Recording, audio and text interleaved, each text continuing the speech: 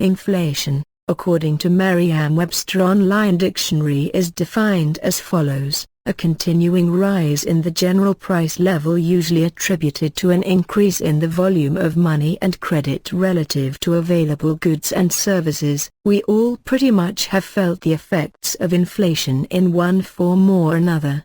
However, economists and the central bankers chose to define inflation as an increase in the price of goods.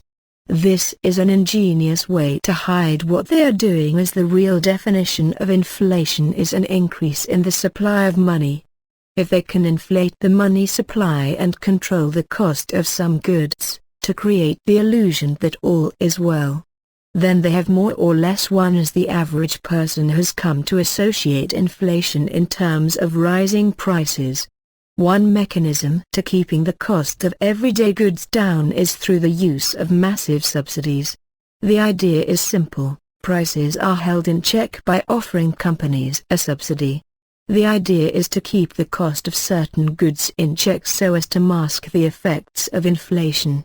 For example, a farmer needs to sell a gallon for $1.50 to churn out a profit, but the government through price manipulation can push the price down to $1 a gallon.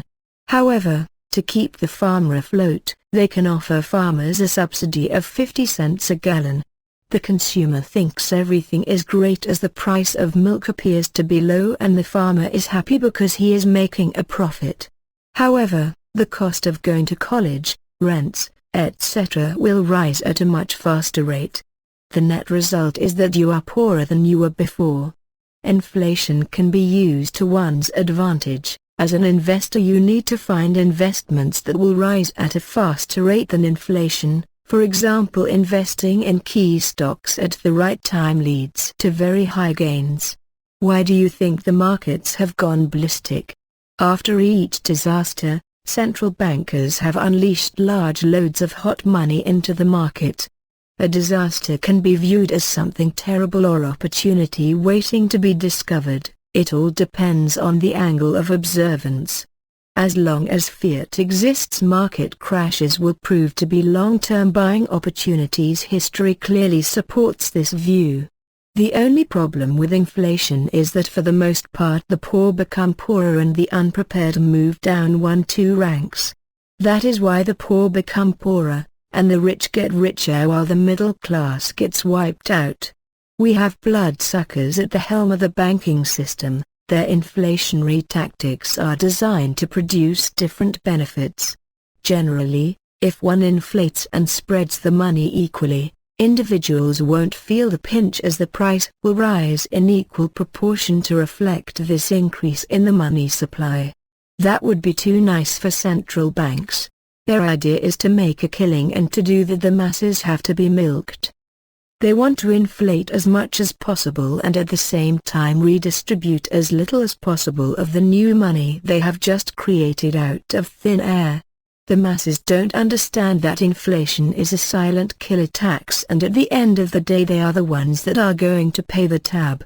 A purse that was once full is now 3/4 full. In other words, a certain portion of your money has been confiscated, and most are none the wiser. This is what is happening now. Manufactured goods are incredibly cheap, yet look at the price of houses. Commodity prices despite the pullback are still quite high. Housing is getting to be beyond the reach of most in the major cities. Salaries have not kept up with the level of monetary inflation. The only reason people can buy houses is because the artificially low interest rate environment creates the illusion of affordability. This fools many a new buyer into taking a debt that he or she does not have the means to pay off. Inflation punishes the majority, but the astute investor can do very well by looking for investments that will do well in an inflationary environment. Despite what many a gold bug states, the stock market is one of the best places to park your money so that it grows at a rate that is far higher than the rate of inflation. Look at the price of gold from 1980 to the present day and then look at the Dow Jones. If you had invested in key blue chip stocks, you would have made significantly more than if you parked all your money in gold. Gold does have a place in one's portfolio, but one should never put all of one's capital into a single investment vehicle. Please don't believe that gold is the answer to all your problems, as it is not.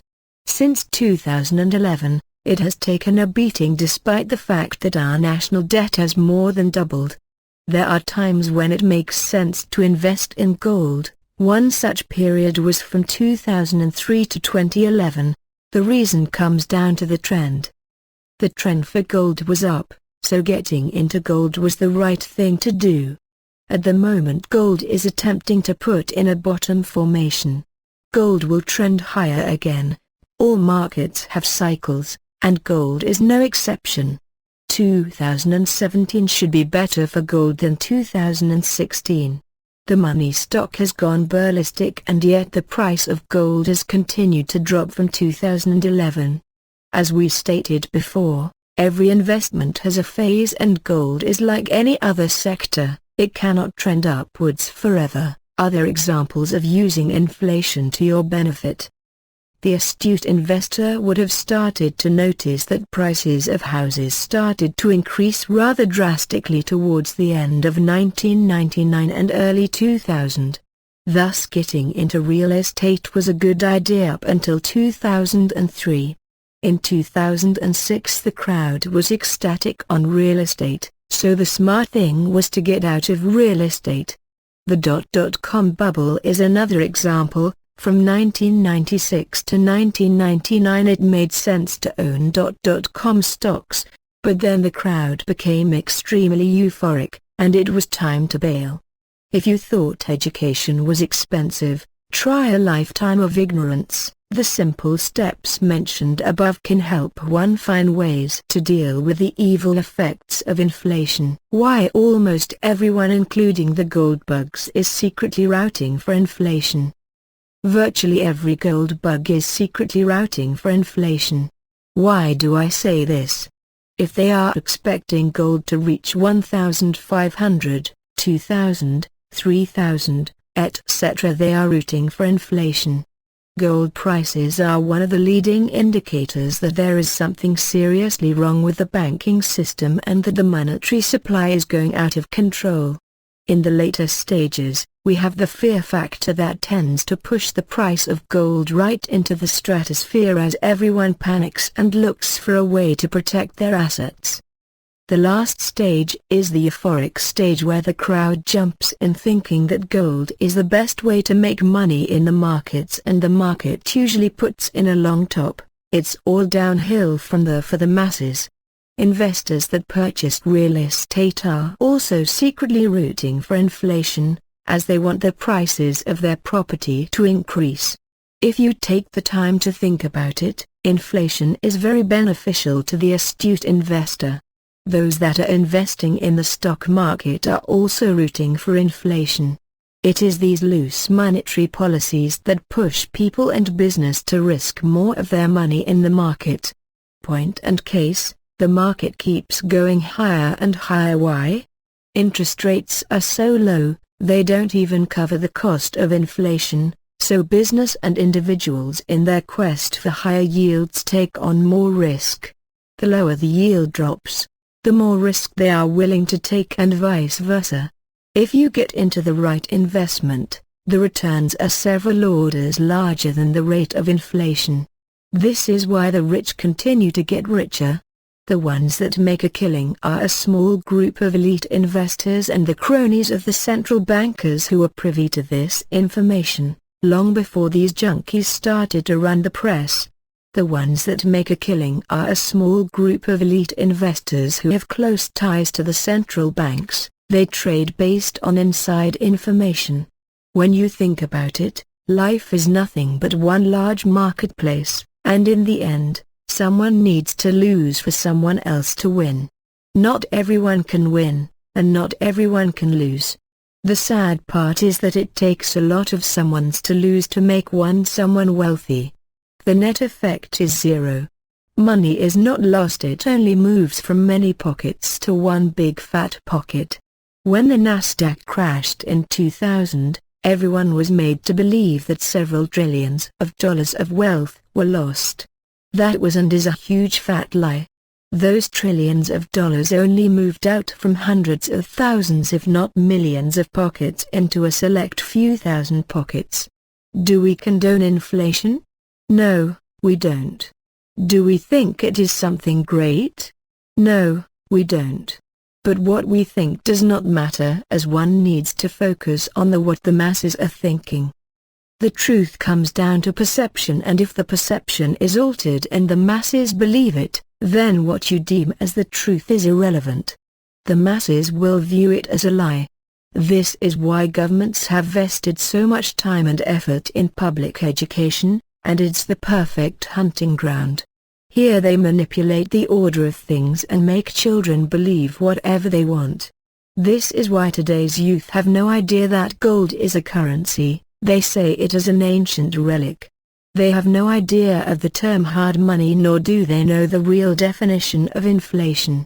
They focus on the false definition that defines inflation as an increase in the cost of goods and services, but this is only the symptom of the disease. The goal here should be to focus on the trend and not the noise. The trend is your friend and the noise your foe. Central banks' goal is to fleece the masses. The central bankers are not going to change. They have been doing this for far too long.